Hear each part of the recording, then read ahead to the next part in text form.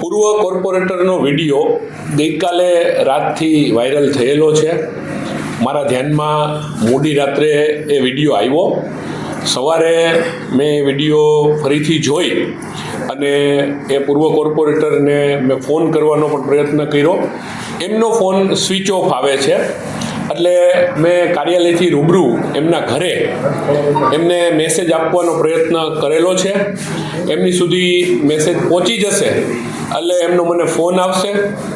હું આવી રીતની વાત આખા શહેરમાં આ વિડીયો વાયરલ થયો છે ને આપના મીડિયાના માધ્યમથી મને અનેક ફોન આ બાબતનું પૂછવા માટેના આવી રહ્યા છે અને આપ પણ અત્યારે રૂબરૂમાં પણ મને આ વસ્તુ પૂછવા આવ્યા છો.